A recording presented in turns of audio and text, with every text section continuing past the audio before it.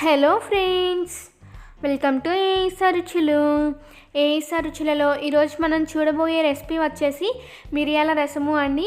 మరి ఈ మిరియాల రసంని తయారు చేయబోయే ముందు మీరెవరైనా మన ఛానల్ని మొదటిసారి చూస్తున్నట్లయితే రుచులని సబ్స్క్రైబ్ చేసుకొని పక్కనే ఉన్న బెల్ సింబల్ని యాక్టివేట్ చేసుకోండి. దీని తయారీ కోసం ముందుగా మనం ఇలా పెద్ద నిమ్మకాయ సైజ్ అంతా చింతపండుని తీసుకొని అందులో కొంచెం వాటర్ని యాడ్ చేసుకొని ఒక అరగంట పాటు నానపెట్టుకోవాలండి. అలానే 1 టేబుల్ స్పూన్ జీలకర్ర, ఒక 10 నుంచి 15 వెల్లుల్లి రెమ్మలు మరియు 1 టేబుల్ స్పూన్ మిరియాలని తీసుకోవాలండి.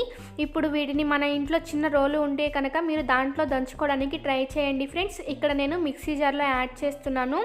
ఇలా యాడ్ చేసిన తరువాత దీనిని మరీ పౌడర్లా కాకుండా కొంచెం కచ్చా పచ్చాగా దంచుకొని తీసుకోవాలండి. చూసారు కదా ఫ్రెండ్స్, వీడియోలో చూపిస్తున్న విధంగా ఇలా కచ్చాబచ్చాగా దంచుకొని తీసుకోవాలి. ఇప్పుడు మనం ఈ పౌడర్తో రసాన్ని ప్రిపేర్ చేసుకుందామండి. దానికోసం స్టవ్ ఆన్ చేసి ప్యాన్ పెట్టుకొని అందులో 2 to 3 టేబుల్ స్పూన్స్ ఆయిల్ని వేడి చేసుకోవాలండి.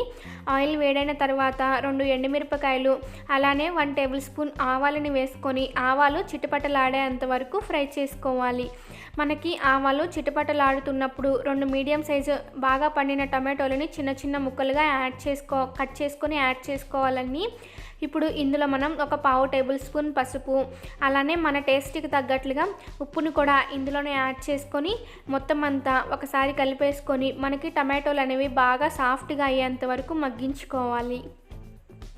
చూసారు కదా ఫ్రెండ్స్, ఇక్కడ మనకి టమాటోలు అనేవి చక్కగా మగ్గిపోయాయి. ఇప్పుడు ఇందులో మనం ముందుగా నానబెట్టుకున్న చింతపండులో నుంచి గుజ్జుని తీసేసి యాడ్ చేసుకోవాలండి. అలానే మన పులుపుకు తగ్గట్టుగా అట్లీస్ట్ 1 లీటర్ వరకు వాటర్ని కూడా యాడ్ చేసుకోవాలి.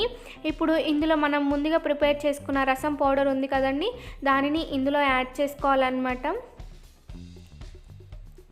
అలానే కరివేపాకు రెమ్మలని కూడా ఇందులో యాడ్ చేసుకుందామండి.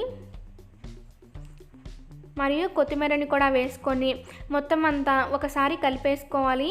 కలిపేసుకున్న తర్వాత దీనిని 5 నుంచి 7 నిమిషాల పాటు బాగా మరిగించుకోవాలండి.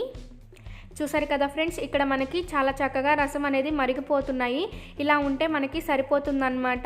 మనకి బాగా జలుబు చేసినప్పుడు కానీ దగ్గు ఉన్నప్పుడు కానీ ఇలా ఈ రసాన్ని ప్రిపేర్ చేసుకొని తీసుకున్నట్లయితే మనకి చాలా త్వరగా జలుబు దగ్గు అనేది తగ్గిపోతుందన్నమాట. ఫైనల్గా మీరు ఒకసారి టేస్ట్ చూసుకొని ఉప్పు సరిపోకపోతే కొంచెం ఉప్పు వేసుకొని సర్వింగ్ బౌల్లోకి తీసేసుకుంటే మనకి మిరియాల రసం రెడీ అయిపోయింది ఫ్రెండ్స్. మీరు కూడా ట్రై చేయండి. టేస్ట్ ఎలా ఉందని చెప్పేసి నాకు కామెంట్ చేయండి. ఈ వీడియో మీకు నచ్చినట్లయితే లైక్ చేయండి. అలానే